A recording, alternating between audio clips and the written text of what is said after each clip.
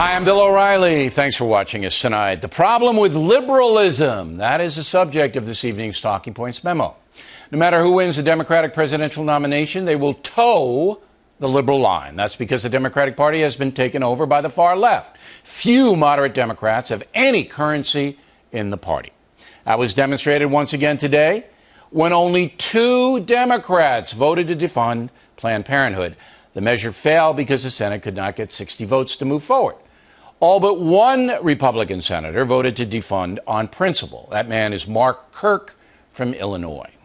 Now, there's no question Planned Parenthood is an abortion factory, and there's no question the group sells the body parts of dead babies or fetuses. Yet the Democratic Party doesn't care. So my question tonight is, what happened to liberalism? The liberal philosophy is based upon fairness for the underdog, helping those who are down and out, protecting the defenseless. Yet unborn babies don't count. How does that work when the liberal line urges social justice?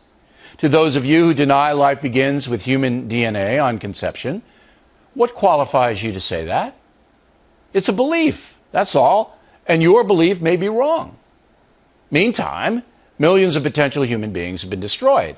And if you voice objection to that, then you're declaring war on women. Just ask Hillary Clinton. The decline of liberalism began with a real war, Vietnam. The left voiced major objections, and they were right.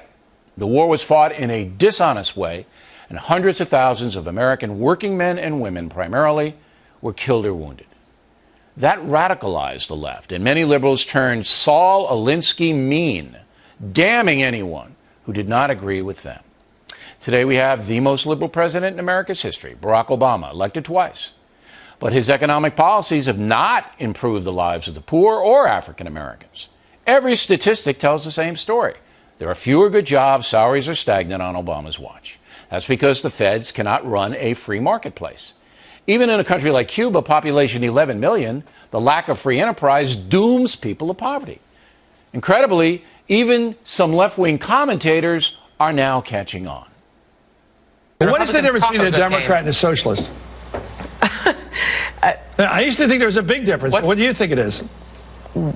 The difference between a Democrat like Hillary Clinton and a socialist like Bernie Sanders. What's the difference between being a Democrat and being a Republican? Well, what's the bigger difference? What's the big difference between a Democrat and a socialist? You're the chairman of the Democratic Party. Tell me the difference between you and a socialist.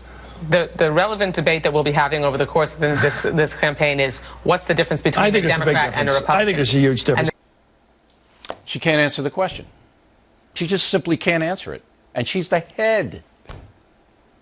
Now, on the protection front, even a simple thing like Cade's Law, which would mandate incarceration for illegal aliens who commit aggravated felonies in America, that defy deportation coming back. Even a simple law like that rejected by many liberals. Later in the broadcast, Jesse Waters will confront Senator Dick Durbin. So why are liberal politicians against a law that would protect Americans? Makes no sense at all, and would not impede the quest for so-called comprehensive immigration reform. Finally, let's take a look at 3 cities run by uber-liberal mayors. Over the weekend here in New York City, 25 people shot, 3 of them died. Victims and perps, mostly black. Same thing in Chicago, 40 people shot, 3 of them died. Baltimore, 15 people shot, 5 of them died. African Americans, the victims, and the perps primarily. So where is the group Black Lives Matter on that? I guess Black Lives Matter not so much in cities run by liberal politicians who cannot control the streets. No matter how many facts Talking Points presents on the economy, on crime, on foreign policy, on individual behavior, liberals will not admit their philosophy has gone off track. Thus, we have a presidential election coming up in 2016 that will once again pit the liberal philosophy against a traditional one. If facts matter, the election should not even be close. If facts matter. And that's the memo. Now for the top story tonight. Reaction. Joining us from Washington, Charles Krauthammer. All right, you lived this whole thing, as I did, through Vietnam. You've seen the evolution of the liberal philosophy in America. Am I wrong here? Well, I think I would interpret the actions of liberals as embodied in the Democratic Party, which is a liberal party, as less driven by ideology than by the balkanization of the population in order to win elections. For example, you began by talking about abortion, Planned Parenthood. For them, they see a constituency of feminists and a large constituency of particularly single women whom they want to cater to, for whom this is an important issue. That's their constituency, and nothing, no evidence, none of the videos, nothing is going to dissuade them. Hillary Clinton managed to say that the videos were disturbing, but her support is unshakable. Planned Parenthood supports the Democrats and the other way around. For example, for teachers and education, the opposition to school choice.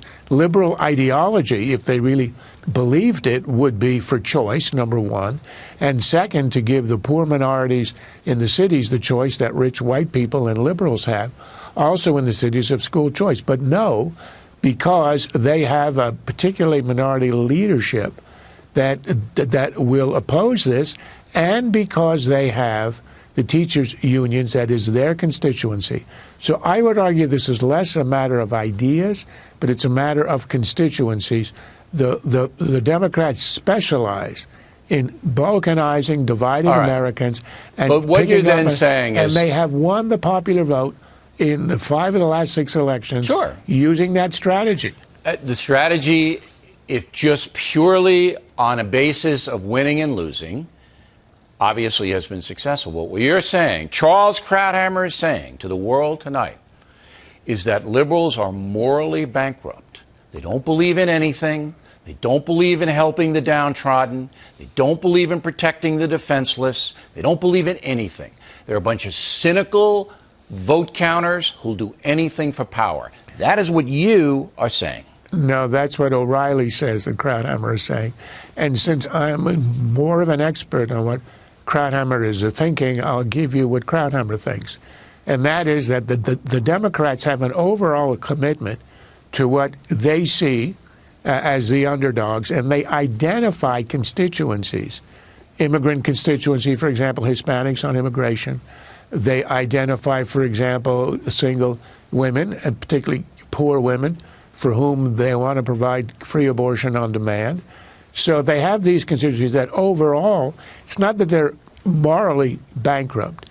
They believe that conservatives are the ones who have But how can you no say ideals, that? How can you say they don't believe they're they more... ought to be in power? Okay, I don't care about what they believe. I care about what's true.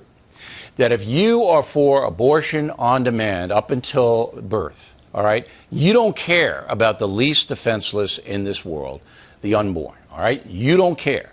If you're against free choice of schooling in ghettos, as you pointed out, you don't care about the little black or Puerto Rican or minority kid that can't get a good education, when just a simple voucher system would change that. So that you don't care about the babies, you don't care about the little minority kids, and you're telling me that's not morally bankrupt? Is that what you're sitting here telling me tonight? On the particular issue of abortion, the Democratic Party and liberals have talked themselves into the belief that this is not a human being. You can't talk yourself into that belief. When you see the marketing of body parts right before your eyes. I know. I mean, is that like the German people talking themselves into, the National Socialist Party swell? Is it the same thing? No, it's not the same thing. There's a difference between a fetus and a born adult or child human being. I'm telling you the reason that Planned Parenthood and liberals are so afraid of the videos that were released is because it lifts the curtain.